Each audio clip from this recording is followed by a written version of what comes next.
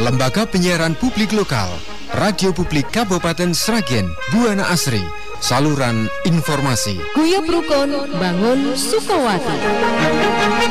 Salam yang terkasih Bapak Ibu Saudara yang dikasih Tuhan dimanapun kita berada. Pagi hari ini kita akan sama-sama mendengarkan kebenaran firman Tuhan yang akan diambil tema dari 1 Yohanes 5 ayat 4. Sebab semua yang lahir dari Allah mengalahkan dunia, dan inilah kemenangan yang mengalahkan dunia, iman kita. Tema pagi hari ini adalah iman yang mengatasi segala keadaan dunia. Mari kita tundukkan kepala dimanapun kita berada. Mari sama-sama berdoa. Bapa, terima kasih buat pagi hari ini. Biar yang lemah dikuatkan, yang sakit disembuhkan, bahkan yang sedang mengalami pergumulan berat hari ini, Tuhan memberi kekuatan lewat firman-Mu pagi hari ini, di mana yang akan disampaikan oleh hamba-Mu, kiranya Engkau yang mengurapi hamba-Mu dengan pengurapan yang baru, sehingga apa yang keluar dari mulut hamba-Mu, dari hati hamba-Mu, pikiran hamba-Mu adalah berasal daripada-Mu sendiri ya Bapa, sehingga pagi hari ini firman-Mu menguatkan setiap kami. Firman-Mu mengubahkan setiap kami.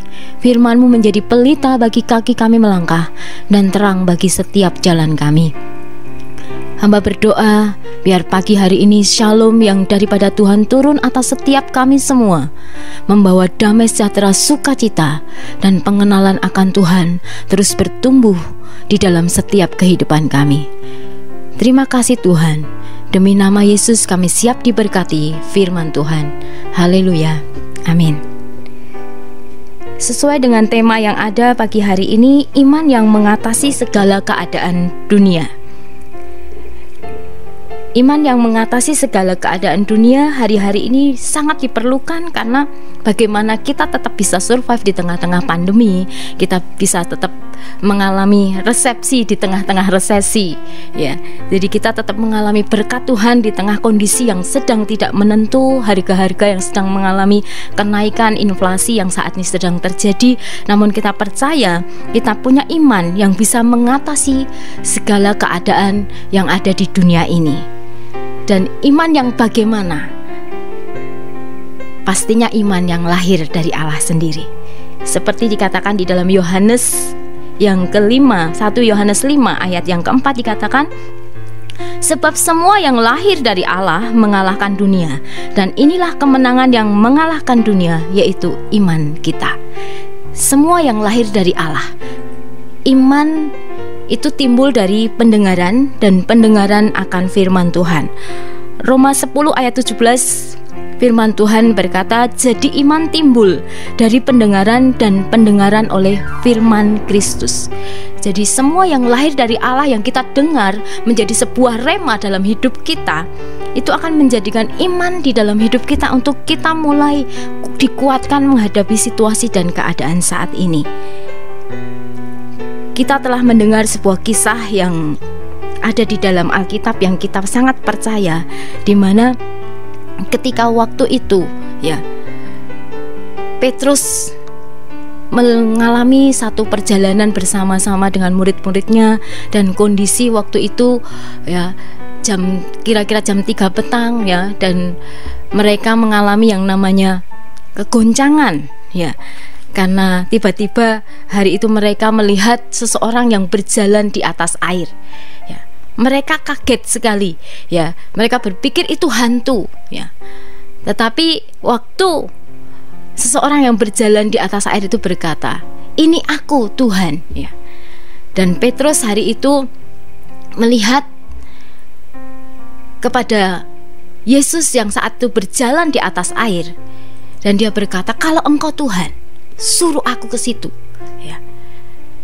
Dan hari itu Tuhan berkata, datanglah. Dan Petrus melangkah di atas air, dan dia bisa berjalan di atas air, dan dia mengalami yang namanya mujizat Tuhan.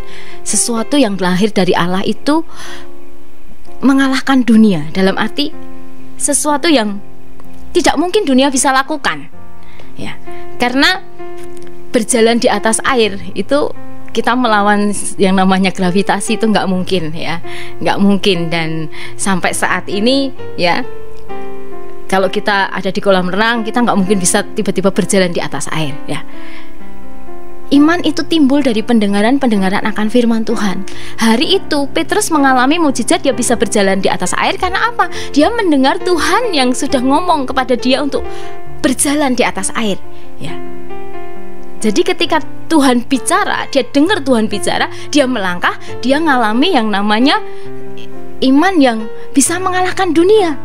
Sesuatu yang tidak mungkin oleh orang-orang lakukan di dunia ini, tapi dia bisa lakukan. Tapi dia bisa lakukan karena apa? Dia mendengar dari Tuhan ya. Jadi iman timbul dari pendengaran akan firman Tuhan, itu seperti itu. Jadi sesuatu yang kita bisa melangkah dalam sebuah kemustahilan yang menjadi sebuah keajaiban dalam hidup kita, karena kita mendengar yang dari Tuhan. Sekalipun itu sesuatu yang dunia berkata tidak mungkin, tapi ketika Petrus mendengar dari Tuhan, dia disuruh berjalan di atas air. Di situ dia ngalami bisa berjalan di atas air ya. Jadi jangan pernah kita juga tiba-tiba, wah itu kan ada di firman Tuhan ya, jadi aku ada di kolam renang, atau mungkin Anda ada di laut dan Anda berkata, wah aku bisa berjalan di atas air, karena Petrus juga bisa. Tapi kalau Anda belum mendengar dari Tuhan untuk disuruh berjalan di atas air, yang terjadi Anda akan mengalami sebuah kekonyolan, yaitu tenggelam, saudara ya. Tapi dengan begini apakah relevan ya firman Tuhan ini ya? Berarti kita nggak bisa ngalami dong ya. Tidak semua harus sama seperti itu, tapi firman Tuhan ketika dibaca, ketika firman Tuhan itu datang kepada kita, itu memberi rema sesuatu dalam hidup kita. Itu yang harus kita tangkap. Nggak harus ya konteksnya harus berjalan di atas air terus kita ikuti berjalan di atas air, enggak. Tapi Tuhan bisa berbicara di saat kita membaca Alkitab yang sama, pasal yang sama, tentang kisah yang sama. Tuhan bisa berbicara dengan sesuatu yang berbeda. Berjalan di atas air adalah sesuatu yang tidak mungkin manusia lakukan, dan itu hanya dilakukan oleh Allah kita yang sanggup. Dia mengatasi segala sesuatunya karena semua adalah ciptaannya Dia. Jadi sesuatu yang mustahil ya. Di sini saya punya sebuah kesaksian ya, bagaimana ketika saya menghadapi sebuah pergumulan waktu itu ya. Sebuah pergumulan di mana saat itu saya sekolah di seminari, dan hari itu saya tidak punya keuangan untuk membayar ya. Tidak punya keuangan untuk membayar. Di hati saya berkata, Tuhan, aku mau lakukan yang menjadi bagianku, dan saya percaya Tuhan melakukan yang menjadi bagiannya. Yang terjadi waktu itu, saya ingat sekali saya masih memiliki sebuah kalung ya. Saya pikir kalung itu akan saya jual ya. Akan saya jual sehingga setidaknya uang itu bisa untuk membayar sekolah di seminari, walaupun tidak bisa langsung lunas karena harganya juga tidak terlalu banyak waktu itu ya. Cuman dari hati saya pengen memberi dari apa yang ada dari hidup saya dulu.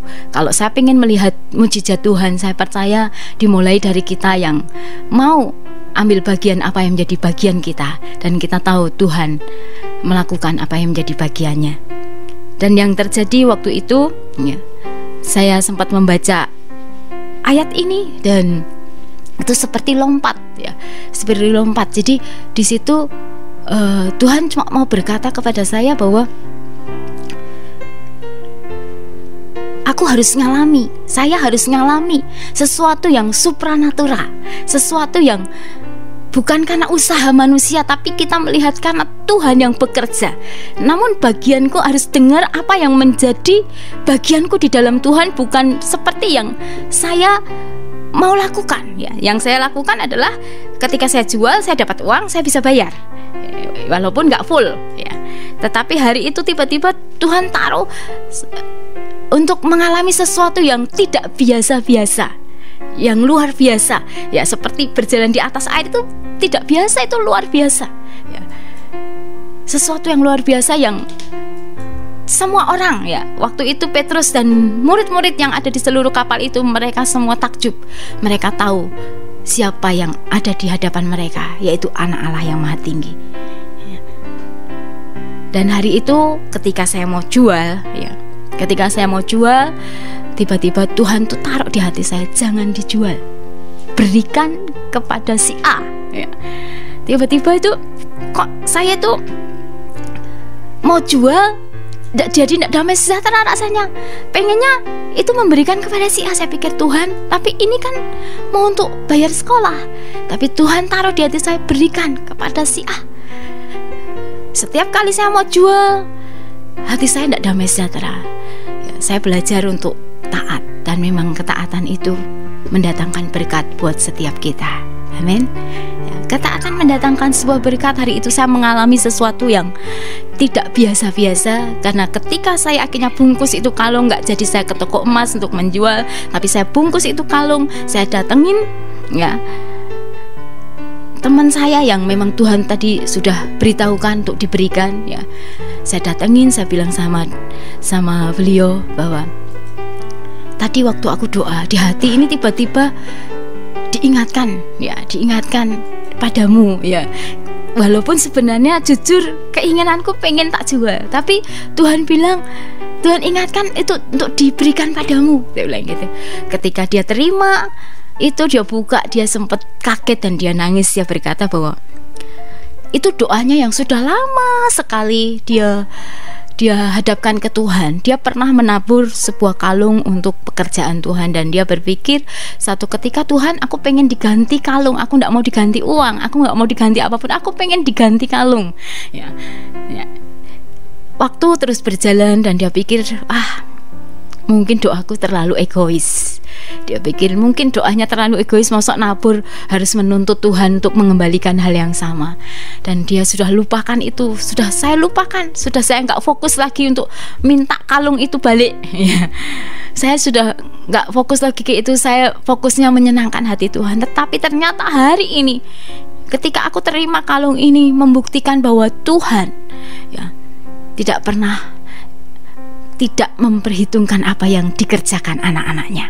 Tuhan selalu mengingat sekecil apapun yang kita berikan buat dia dengan sebuah passion, gairah, kerinduan bahwa aku mau menyenangkan hati Tuhan, aku mau memberikan yang Tuhan mau dalam kehidupanku. Dan hari itu dia menangis dan saya sungguh sangat diberkati. Saya sangat diberkati dan saya juga terharu waktu itu, dan Tuhan, berarti ini benar suara Tuhan, ya.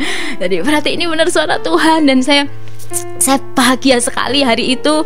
Dan saya akhirnya kembali ke kamar, dan besoknya, ya, karena kami tinggal di asrama waktu itu, besoknya saya kaget. Ternyata saya lihat di papan tulis itu kan pengumuman yang belum bayar. Ternyata nama saya itu sudah full terbayarkan, ya. Jadi tidak perlu bayar lagi karena sudah ada yang membayar semuanya. Saya sempat kaget dan saya tanya, loh kok bisa? Dia bilang, ternyata malam itu di asrama kedatangan tamu dan dia melihat ada yang belum bayar, dan hari itu dia digerakkan Tuhan untuk membayarkan. Dan saya kaget dan saya tahu saya mengalami sesuatu yang supranatural. Mungkin hari itu saya berpikir cara membayar uang sekolah adalah saya jual kalung. Secara normalnya kan begitu, ya. Secara normal langsung bisa dapat uang, langsung bisa, ya, jual kalung jadi uang untuk bayar. Walaupun hari itu memang tidak akan bisa full untuk melunasi, tapi Tuhan memang dia bisa menjawab lebih dari apa yang kita doakan, ya. Jadi hari itu saya mengalami tidak hanya separuh tapi full, semuanya sudah Tuhan lunaskan, ya. Saya bersyukur, itulah yang namanya berjalan di atas air. Bukan secara normal tiba-tiba saya bisa berjalan di atas air, tapi saya mengalami sesuatu yang memang dunia berkata tidak mungkin, tapi tidak ada yang mustahil bagi Tuhan dan bagi orang yang percaya kepadanya, ya. Jadi itulah kenapa iman itu harus lahir dari Allah, ya. Harus lahir dari Allah, dari mendengar. Jadi kita nggak langsung asal mengimani sesuatu tanpa kita mendengar. Yang terjadi adalah kita menjadi orang-orang yang frustasi, yang konyol, yang menunggu-nunggu, dan tidak akan terjadi. Karena iman itu harus timbul dari pendengaran akan sebuah firman Tuhan yang menjadi rema dalam hidup kita, yang tiba-tiba itu bisa menyentuh hati kita, dan kita tahu Tuhan lagi berbicara buat kita, dan yang dibutuhkan adalah ketaatan. Karena iman tanpa perbuatan dikatakan adalah mati. Ya, iman tanpa perbuatan adalah mati. Ketika saya mendengar Tuhan berbicara, ya, dan di situ saya melakukan sesuatu yang seperti Tuhan mau, di situ Tuhan bekerja dengan caranya yang ajaib, yang tidak pernah saya pikirkan, yang tidak pernah timbul dalam hati saya, yang tidak pernah saya dengar, namun itu Tuhan berikan buat saya, buat orang-orang yang percaya kepadanya. Apapun saat ini masalah dalam hidup, mari belajar. Semua yang lahir dari Allah, yaitu iman kita, itu bisa mengalahkan dunia, bisa mengatasi segala keadaan dunia saat ini. Di tengah-tengah kondisi yang tidak menentu ini, jangan engkau khawatir, jangan engkau bimbang, tetap percaya. Bagaimana iman itu terus akan tumbuh, berkembang dalam hidup kita. Kita harus memiliki persekutuan pribadi dengan Tuhan lewat firman-Nya. Mari sering isi pikiran-pikiran kita dengan firman Tuhan. Baca firman Tuhan. Kalau kita makan bisa 3 kali sehari untuk tubuh ini, padahal manusia kita terdiri dari tubuh, jiwa, dan roh. Tubuh ini makanannya adalah bubur, nasi, ya, roti, ya. Kalau tubuh ini nggak dikasih makan, maka tubuh ini akan lemah. Tubuh ini akan mengalami lemah dan tidak ada kekuatan untuk melakukan sesuatu di hari itu. Tidak ada semangat untuk melakukan sesuatu. Begitu juga roh kita itu butuh makanan. Makanannya apa? Yaitu firman Tuhan. Maka Tuhan Yesus berkata, manusia tidak hidup dari roti saja, melainkan setiap firman yang keluar dari mulut Allah. Karena makanan itu membuat kita bisa tetap hidup. Kalau Anda tidak makan berhari-hari, ya Anda bisa mati. Ya.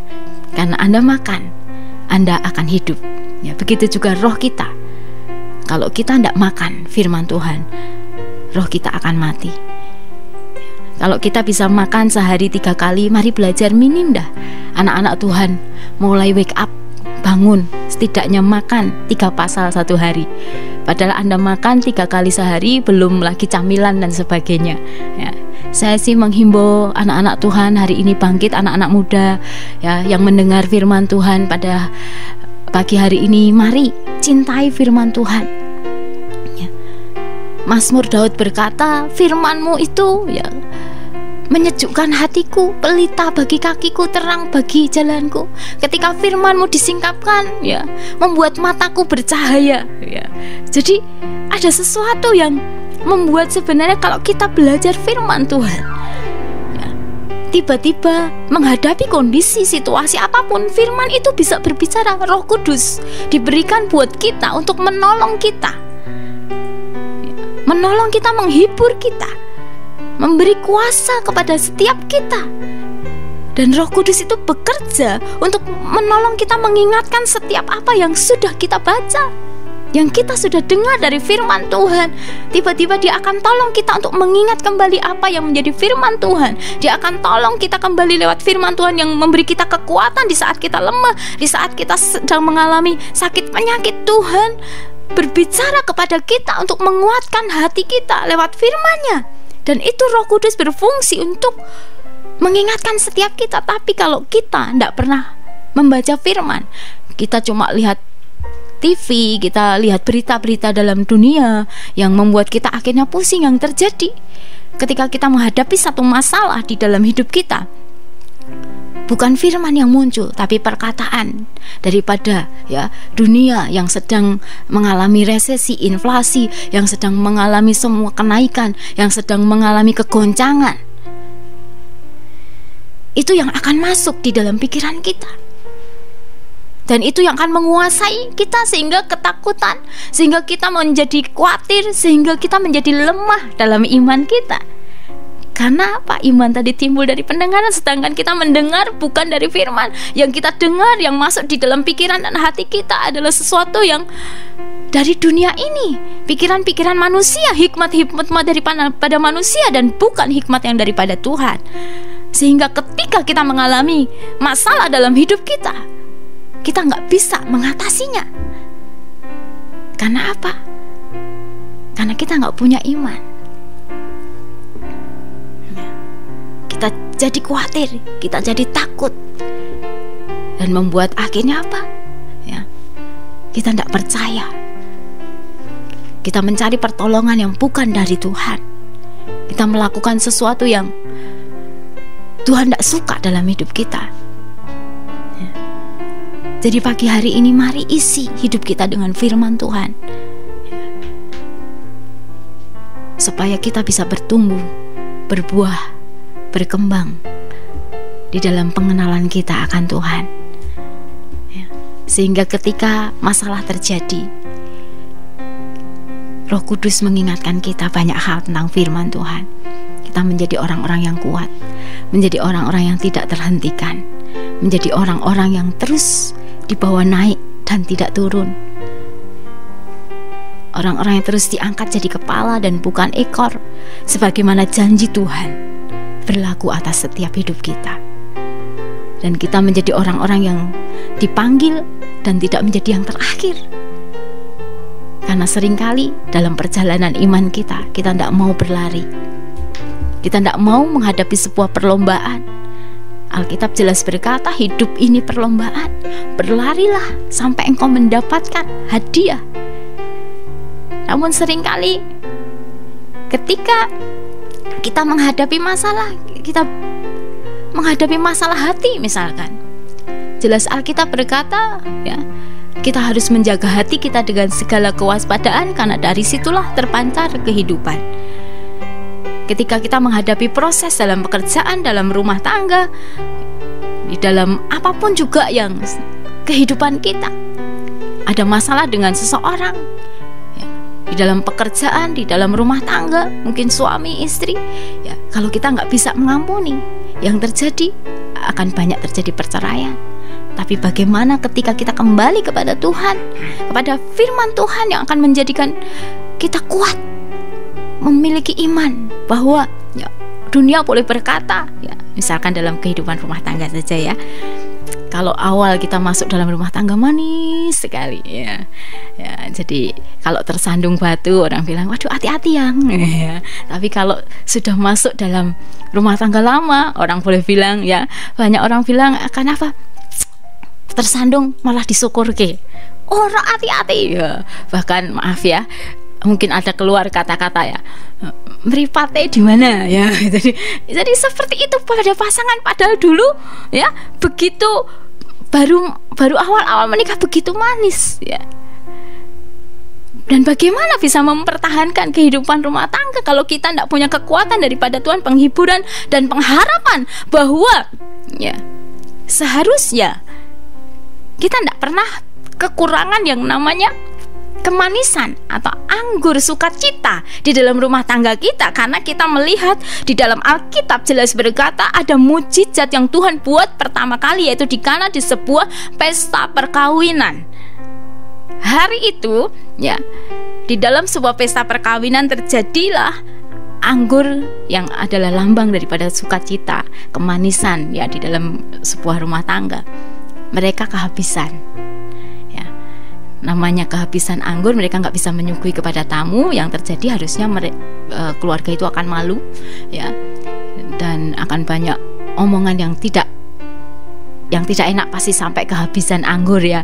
Ada omongan yang negatif pasti akan menyebar, karena yang waktu itu datang kan tamu-tamu yang mungkin hari itu akan tidak lagi mendapatkan anggur yang harusnya itu sebagai sebuah jamuan yang memang diadakan di sebuah pernikahan.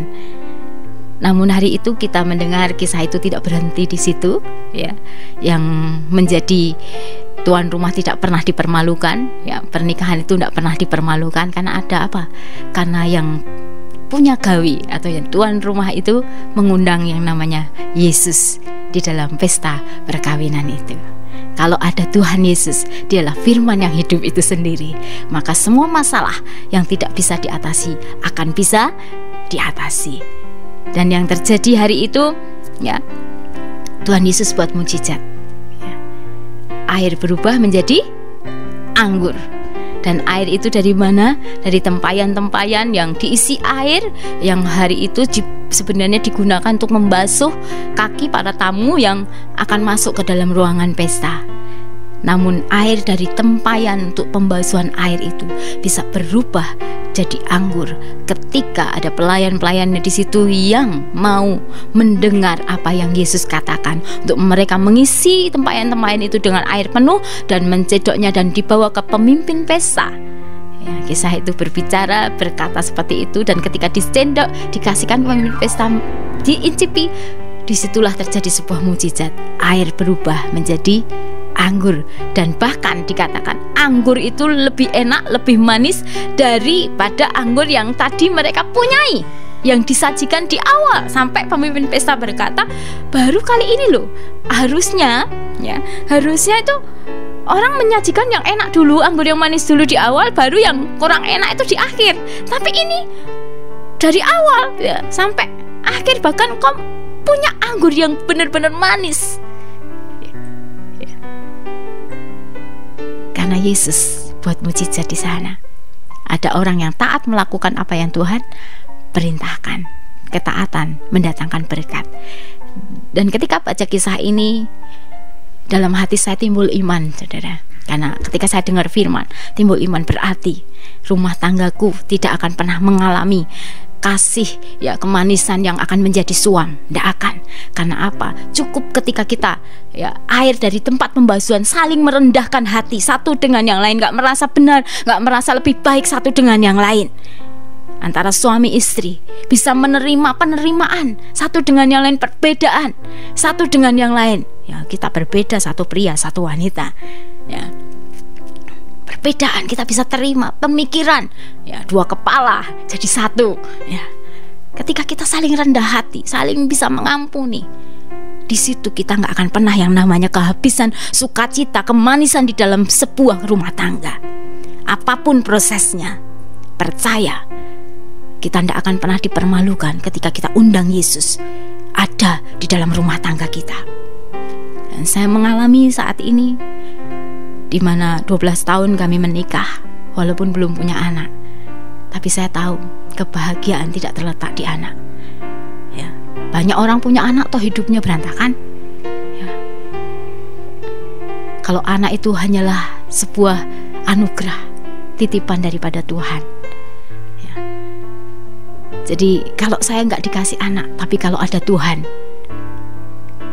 di dalam rumah tangga kami, semuanya akan menjadi indah. Ya. Karena apa? Karena Tuhan kita yang luar biasa, itu yang mampu mengisi seluruh kekosongan di dalam hidup kita. Karena di dalam Tuhan dia yang punya semuanya.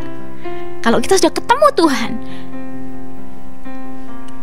apa yang kita inginkan sudah ada padanya.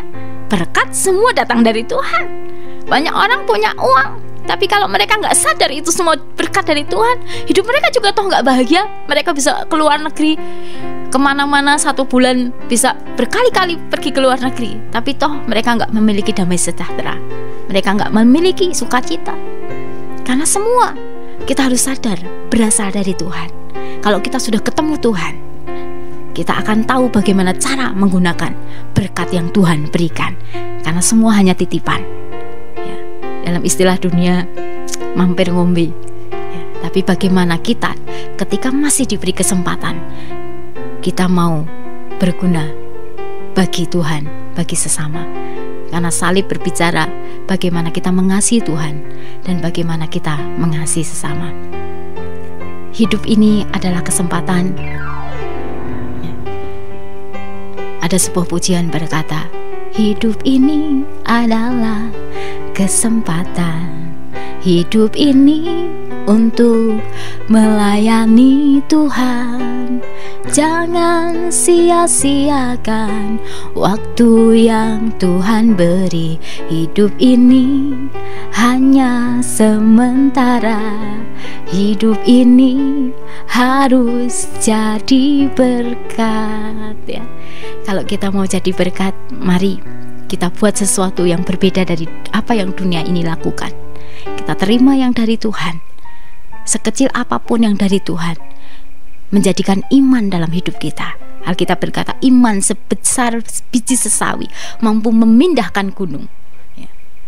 Ini berbicara tidak perlu sesuatu yang besar, tapi ketika firman Tuhan datang pada kita, kita percaya, kita tangkap, kita lakukan sesuatu, dan kita akan melihat bahwa Tuhan kita hidup, bahwa Tuhan kita dulu, sekarang, dan sampai selama-lamanya masih sama. Dia bisa buat mukjizat. Sampai saat ini dia masih bisa buat mukjizat. Kalau dulu kita membaca yang lumpuh bisa berjalan, yang buta bisa melihat, ya, yang mati bahkan bisa dibangkitkan. Jadi apa yang perlu kita takutkan dalam hidup ini? Kalau kita punya Tuhan Yesus dalam hidup kita, menghadapi persoalan apapun, bahkan kematian sekalipun tidak bisa menghentikan Tuhan. Hari-hari ini kita lagi merayakan Paskah, di mana kita tahu bahwa Dia sudah menyelesaikan semuanya bagi kita. Dia bangkit dari kematian. Maut tidak bisa menyengat Dia. Bahkan maut ya tidak bisa menghukum Dia. Dia bangkit. Jadi apa yang harus kita takutkan lagi? Mari kita cukup belajar untuk mengenal Dia lebih lagi. Umatku binasa karena tidak memiliki pengetahuan akan firman Tuhan. Hosea berkata seperti itu di kitab Hosea. Kenapa mereka gak pernah mau mengerti firman? Mereka gak pernah mau belajar firman. Konsumsi sehari-hari apa yang dunia, apa yang hikmat dari manusia katakan. Sehingga ketika menghadapi persoalan akan sering gagal ya. Bahkan mungkin jadi anak-anak Tuhan yang gampang melepaskan kepercayaan, tidak lagi percaya kepada Tuhan karena mereka gak ngalami Tuhan yang hidup, yang masih bekerja ya, dulu, sekarang, bahkan sampai selama-lamanya. Dia masih bisa membuat mukjizat dalam hidupmu. Dia hidup dalam hidupmu.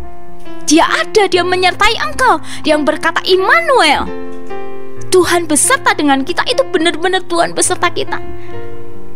Kita aja yang seringkali jalan sendiri, lupa kalau sebenarnya Dia datang. Dia Allah yang Immanuel, yang beserta dengan kita. Mari hari ini kembali kepada Tuhan. Jika engkau mulai jauh dari Tuhan, jikalau engkau mulai tidak lagi sering bersekutu dengan firman Tuhan, mari pagi hari ini kembali kepada Tuhan. Kita tidak bisa melakukan tanpa Tuhan. Kita tidak akan mengalami, bisa mengalahkan ya, segala persoalan yang ada di dunia ini tanpa Tuhan. Karena bersama Tuhan kita akan menjadi menang, bahkan lebih dari pemenang. Mari kita tundukkan kepala dan kita akan berdoa. Bapa, terima kasih buat pagi hari ini firman-Mu sudah sampai atas setiap kami. Hamba sudah melakukan apa yang menjadi bagian hamba-Mu Tuhan. Engkau yang melakukan apa yang menjadi bagian-Mu. Jika hari ini ada yang mendengar firman-Mu, biarlah mereka disegarkan, dikuatkan kembali. Mereka kembali memiliki gairah untuk melayani Tuhan. Mereka memiliki kerinduan untuk mengenal Engkau, karena Engkau adalah Allah yang luar biasa. Bukan dari kata orang, tetapi setiap pribadi yang hari ini mendengarkan firman-Mu, biar mereka mengalami Tuhan itu hidup di dalam hidup mereka. Dan mereka mengalami bahwa Engkau, kuasa-Mu, kasih-Mu dulu, sekarang, bahkan sampai selama-lamanya tidak pernah berubah, tetap sama. Dan biarlah pada pagi hari ini ucapan syukur kami kembalikan hanya bagi Engkau. Segala pujian, hormat, syukur, kemuliaan hanya bagi nama Tuhan, Raja kami. Di dalam nama Tuhan Yesus Kristus, setiap kita yang mengasihi Tuhan katakan sama-sama, amin. Tuhan memberkati. Haleluya. Amin. Lembaga Penyiaran Publik Lokal, Radio Publik Kabupaten Sragen, Buana Asri, saluran informasi. Guyub Rukun Bangun Sukowati.